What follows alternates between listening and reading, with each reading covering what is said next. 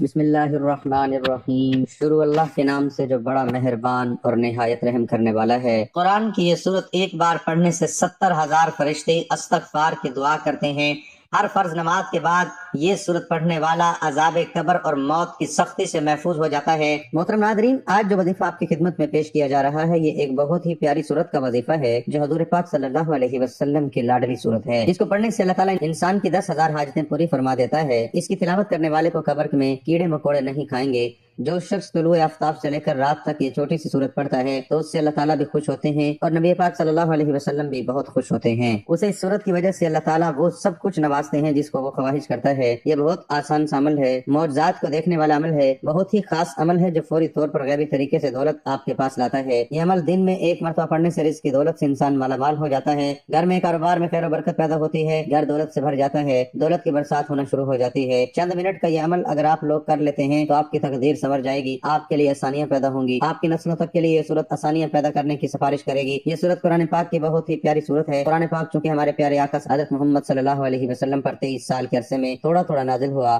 اس میں انسانیت کی فلاح و کامیابی کا ہر راز پوشیدہ ہے، لیکن ہمارا معاشرہ آج کل دین سے دوری کے سبب ان رازوں کو پہچان ہونے سے غافل ہے۔ یہ اللہ تعالیٰ کی بہت ہی پیاری کتاب ہے جس میں تمام انسانیت کے لیے ہدایت موجود ہے، لیکن اس کتاب سے ہدایت اور فلاح وہی لوگ پا سکتے ہیں جو ہدایت کے راستے پر چلتے ہیں اور جو دین سے محبت کرتے ہیں۔ یہ کتاب بندوں کو خالق سے ملا دیتی ہے، گمراہوں کو صراط مستقیم کا پتہ بتاتی ہے، اجڑے دلوں میں ایمان اور یقین کے سبزے اگاتی ہے، قلب و جگر کو تقوت و طہارت کے نور سے منور کرتی ہے، مایوسی میں ڈوبے ہوئے زندگیوں کو آج کی شمع دکھاتی ہے، روحانی اور جسمانی امراض کا شفایہ کرتی ہے، پریشانیوں کو دور کرتی ہے۔ اس کے علاوہ نہ جانے کتنی صفات کی حامل یہ بہترین کتاب ہے۔ جو بندہ اس کی روزانہ زیارت کرتا ہے، اس میں موجود صورتوں کی تلاوت کرتا ہے اور اس کو سمجھ کر پڑھتا ہے اور پھر اس کو اپنی زندگی کو اس کے احکامات کے مطابق گزارتا ہے تو کامیابیاں ایسے بندوں کے مقدر ہو جاتی ہیں، ان کے دل نور سے منور ہو جاتے ہیں، ان کے چہرے روز محشر میں روشن اور عیاں رہیں گے، ان کے مرتبے بلند کر دیے جاتے ہیں اور ان کی بخشش کر دی جاتی ہے۔ اس کتاب میں موجود صورتوں کا ذکر و اذکار کرنے اور اپنے عزیز و دوست، رشتہ دار، ماں باپ جو اس دنیا سے کوچ کر چکے ہیں ان کے قبروں پر اس کی صورتوں کی تلاوت کرنے سے ان کی روحوں کو بخش دیا جاتا ہے، ان کے درجات بلند کر دیے جاتے ہیں اور ان کی قبروں پر ڈھیر و رحمتیں نازل کر دی جاتی ہیں۔ جو انسان ذہنی طور پر کمزور اور پریشان ہوتے ہیں اور مایوسی میں ڈوبے ہوئے ہوتے ہیں تو ایسے لوگوں کے لیے یہ کتاب مکمل شفا ہے۔ اس سے ان کی ذہنی، جسمانی اور روحانی تمام پریشانیاں دور ہو جاتی ہیں، کیونکہ اسی کتاب میں اللہ تعالیٰ نے ارشاد فرمایا ہے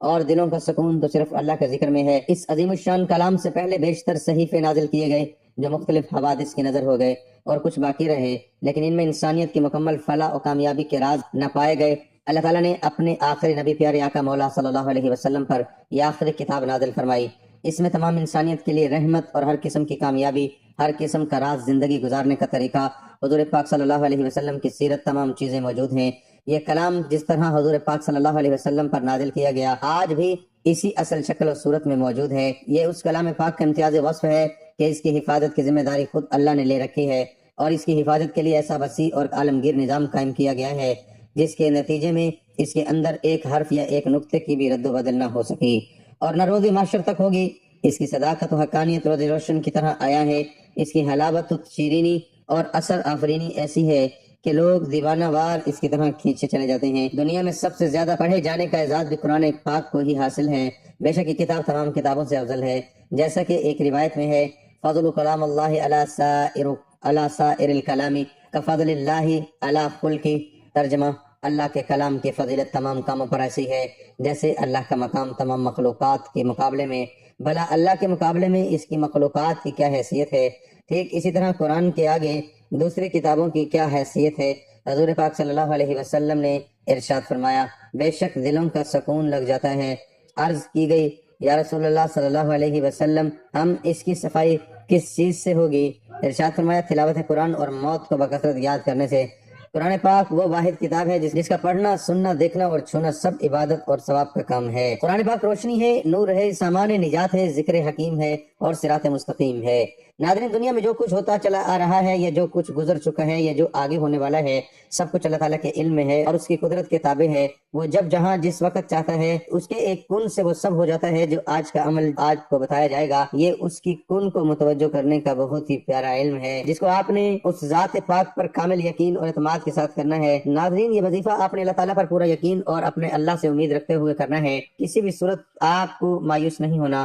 کیونکہ اچھے اور برے حالات ہمیشہ کے لیے نہیں ہوتے، اس لیے آپ نے نا امیدی کا شکار نہیں ہونا، کیونکہ زندگی بھی عجیب ہے۔ کبھی کبھی یہ اتنی خوبصورت لگتی ہے کہ جی چاہتا ہے ہمارا ناطا ہمیشہ کے لیے زندگی سے جڑ جائے، کبھی بھی یہ ناطا نہ ٹوٹے، اور کبھی جب زندگی ہمارے امیدیں اور توقعات پوری کرنے میں ناکام رہتی ہے تو دل کرتا ہے یہ زندگی جلد ختم ہو جائے۔ مگر یہ حقیقت ہے کہ دکھ اور درد میں وقت طویل سے طویل تر ہوتا جاتا ہے، اسی طویل سفر سے انسان ہار کر مایوسی کا شکار ہو جاتا ہے۔ انسان خود بھی سمجھ نہیں پاتا کہ آخر اس ساری صورتحال سے کیسے نمٹا جائے۔ ناظرین اکرام، جب بندہ اپنے اللہ سے محبت کرتا ہے اللہ پاک اس کو ضرور عطا فرماتا ہے، اللہ پاک اس کو اتنا عطا فرماتا ہے کہ اس کو پھر کسی چیز کی کمی نہیں رہتی۔ یہ بات تو سبھی جانتے ہیں کہ اس دنیا کی محبت اور اس دنیا کے لیے اس دنیا کے لوگ، رشتہ دار، دوست احباب، یہ سب کچھ بھی نہیں ہے، مگر اگر ہمارا رشتہ اللہ پاک سے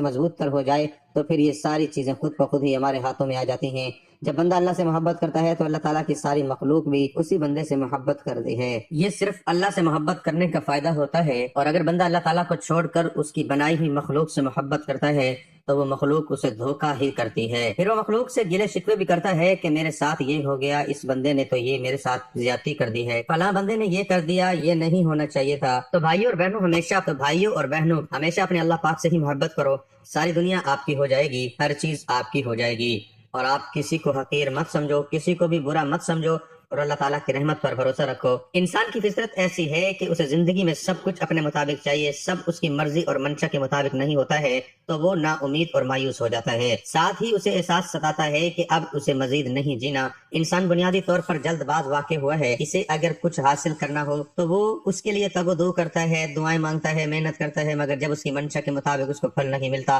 تو وہ تھک جاتا ہے، اور اسی تھکن میں وہ مایوسی کے اندھیروں میں اپنا وجود، اپنی امید اور اپنا یقین کھو بیٹھتا ہے، اسے زندگی بے رنگ لگنا شروع ہو جاتی ہے، دوسرے الفاظ میں اس کی زندگی میں دلچسپی ختم ہو جاتی ہے۔ مگر یاد رکھیے کہ کچھ بھی ہمیشہ کے لیے نہیں ہوتا، وقت کی ایک خوبصورتی ہے کہ یہ کبھی بھی ایک جیسا نہیں رہتا، مشکل ہو تو آسانی بھی مل ہی جاتی ہے، حالات چاہے جتنے بھی کٹھن ہو، مشکلات کے بادل جتنے بھی کالے کیوں نہ ہوں، آسانی کی صبح کا سورج ضرور طلوع ہوتا ہے، نہ دکھ سدا رہتا ہے اور نہ سکھ۔ ایسے ہی ناکامی اور کامیابی بھی ہمیشہ کے لیے نہیں ہے، اس لیے سب سے اہم بات یہ ہے کہ انسان کو کبھی بھی مایوس نہیں ہونا چاہیے، بلکہ مشکلات کے آنے پر مایوسی کے اندھیروں میں بھی امید اور یقین کا چراغ جلاتے رہنا چاہیے، کیونکہ اگر انسان مایوسی کے اندھیرے میں امید کا چراغ جلاتا ہے تو اس کی روشنی انسان کے وجود کو منور کر دیتی ہے، اس روشنی سے انسان باطنی اور ظاہری طریقے سے مزید مضبوط ہوتا جاتا ہے، وہ سمجھ جاتا ہے کہ یہ ناکامیاں اور مشکل وقت سب عارضی ہے، وہ اس حقیقت سے آشنا ہو جاتا ہے کہ یہ زوال، یہ مشکلات سب انسان کی ہمت کو جانچنے کے لیے قدرت نے پیمانے بنائے ہوئے ہیں، کیونکہ یہ بھی حقیقت ہے کہ انسان اپنی فتح اور کامیابی سے اتنا مضبوط نہیں ہوتا جتنا وہ اپنے زوال اور ناکامی سے مضبوط ہوتا ہے۔ اسی کلام پاک کی ایک بہت ہی پیاری سورت الم نشرح میں بھی یہ ذکر آیا ہے کہ بے شک مشکل کے بعد آسانی ہے۔ حقیقت میں مشکل اور نامساعد حالات میں انسان کو اپنی خود کی پہچان ہوتی ہے، اور اسی عمل میں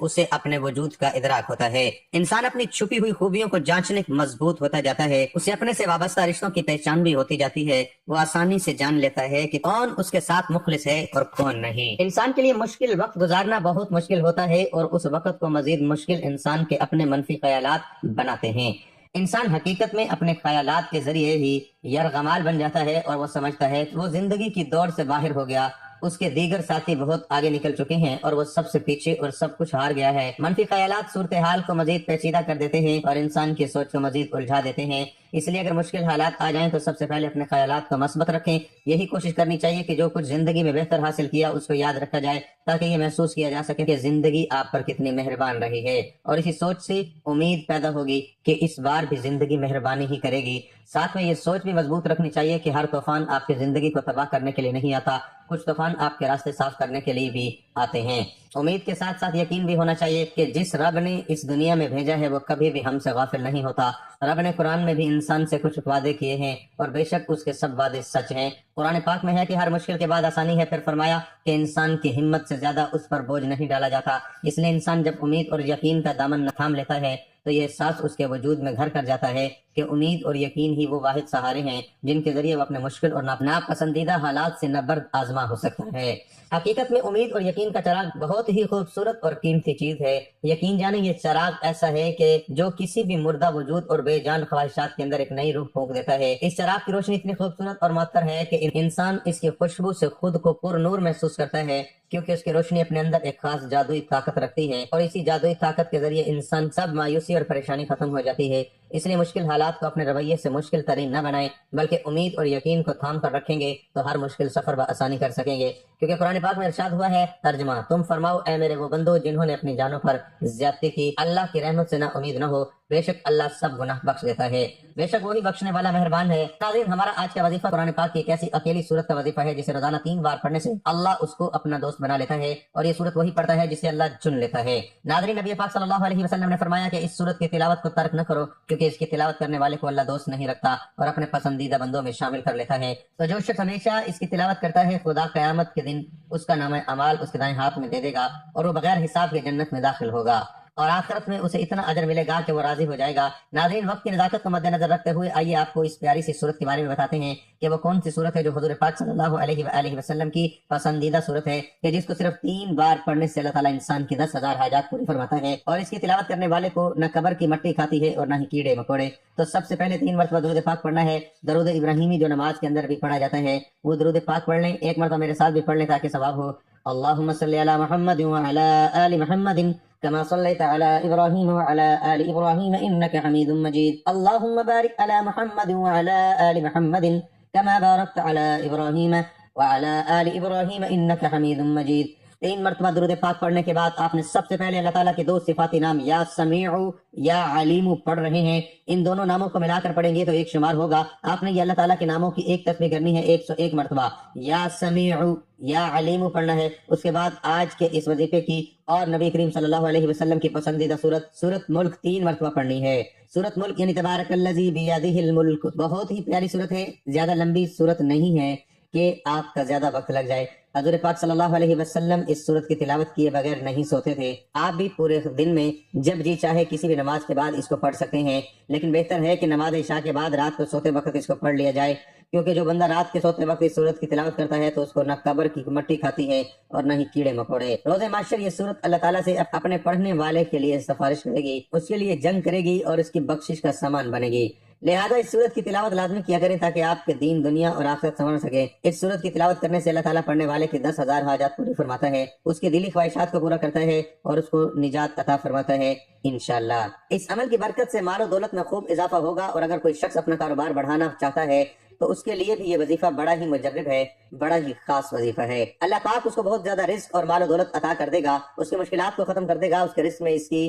روزی میں بہت زیادہ اضافہ ہوگا۔ ہر گزرتے دن کے ساتھ ساتھ اس کی دولت میں اضافہ ہوتا رہے گا، اس کے مشکل سے مشکل کاموں میں آسانیاں پیدا ہوں گی۔ دعا ہے کہ اللہ تعالیٰ میرا سنانا اور آپ کا سننا اپنی بارگاہ میں قبول و منظور فرمائے، آمین۔ ناظرین، گزارش ہے کہ اللہ تعالیٰ کے 99 ناموں میں سے کوئی ایک نام لکھ کر کمنٹ میں ضرور شیئر کریں۔ اللہ تعالیٰ ہم سب کا حامی و ناصر ہو، آمین ثم آمین۔